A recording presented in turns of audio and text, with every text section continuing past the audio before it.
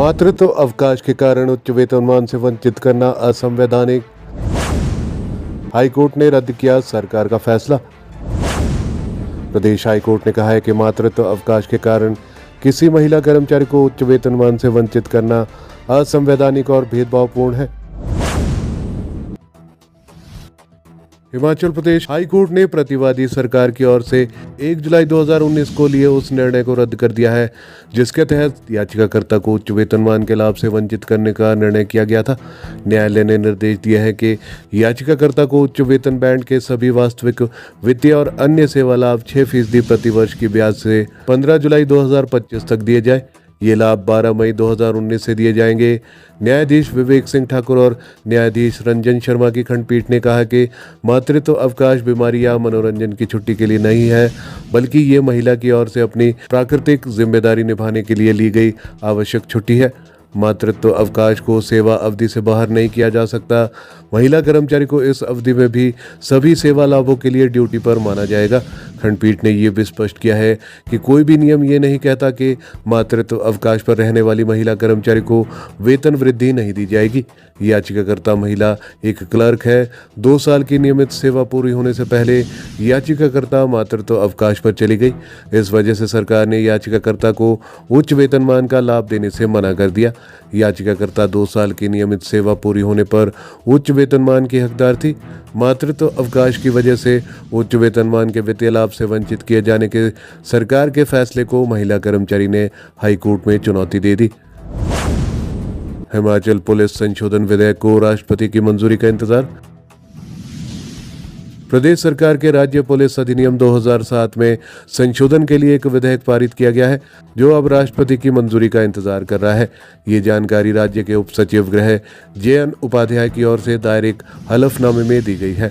हलफनामे में बताया गया है कि कोर्ट के 11 सितंबर 2024 के आदेशों की अनुपालना में प्रदेश पुलिस अधिनियम 2007 से संबंधित संशोधन विधेयक को 20 दिसंबर 2024 को विधानसभा की ओर से पारित कर दिया गया है। भारत के संविधान के अनुच्छेद 254 के खंड 2 के अनुसार इस विधेयक को अब भारत के राष्ट्रपति के विचार के लिए भेजा गया है।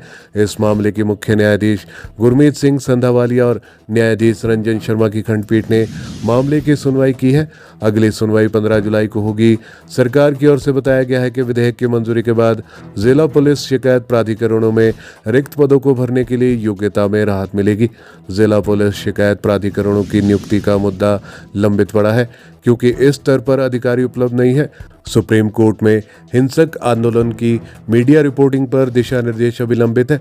हिंसक जन आंदोलन, उनकी रोकथाम व नियंत्रण के लिए पुलिस कार्रवाई की मीडिया रिपोर्टिंग के लिए दिशा निर्देश निर्धारित करने से संबंधित निर्देश को रिकॉर्ड में रखा गया है। कहा है कि ये मामला अनुमोदन के लिए सर्वोच्च न्यायालय के समक्ष भी रखा गया है और लंबित है। हाईकोर्ट ने जिला पुलिस शिकायत प्राधिकरण में रिक्त पदों को भरने में हो रही देरी पर संज्ञान लिया है। कुछ जिलों में जिला पुलिस शिकायत प्राधिकरण में खाली 16 पदों को भरने के लिए कदम उठाए गए थे। स्थायी सफाई कर्मचारी को सेवा से हटाने पर फैसला सुरक्षित। प्रदेश हाईकोर्ट ने राष्ट्रीय विधि विश्वविद्यालय से जुड़ी एक स्थायी सफाई कर्मचारी को सेवा से हटाने के मामले में फैसले को सुरक्षित रखा है। सुनवाई के दौरान विवि के अधिकारियों की लापरवाही सामने आई है। न्यायाधीश ज्योत्सना अग्रवाल दुआ के आदेशों के बाद विवि ने इस संबंध में रिकॉर्ड प्रस्तुत किया है। रिकॉर्ड की जांच के बाद एक चौंकाने वाला तथ्य सामने आया है कि रिकॉर्ड रजिस्टर से छेड़छाड़ की गई है। अदालत ने पाया है कि NLU ने जो रिकॉर्ड प्रस्तुत किया है उसमें 5 ढीली नोटिंग शीट या पृष्ठ भी शामिल है। यह स्पष्ट रूप से दिख रहा था कि पृष्ठ संख्या 1 को बाद में ढीली नोटिंग शीट से जोड़ा गया था। इसके परिणाम स्वरूप मूल पृष्ठ संख्या 1 को हस्तलिखित रूप से 2 में बदल दिया गया था। ऐसे में गंभीर अनियमितताओं का संदेह है। अदालत में राष्ट्रीय विधि विश्वविद्यालय के रजिस्ट्रार ने बताया है कि पृष्ठ संख्या 1 के रूप में गिना जाने वाला पृष्ठ पहले से ही मौजूद था और फाइल में ढीला पड़ा था। उन्होंने अपनी समझ के अनुसार इस पृष्ठ को ढीली नोटिंग शीट के साथ जोड़ा और इसे संख्या 1 के रूप में क्रमांकित किया। कहा कि उन्होंने ये सब बिना किसी दुर्भावनापूर्ण इरादे से किया था।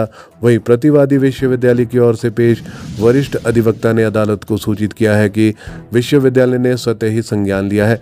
उन्होंने कहा है कि केवल इस मामले से संबंधित फाइल ही नहीं बल्कि कई अन्य आधिकारिक फाइलों में भी ढीली शीट दस्तावेज बिना उचित पेजिंग के हैं। बताया कि विश्वविद्यालय कानून के अनुसार उचित कार्रवाई करने पर विचार कर रहा है।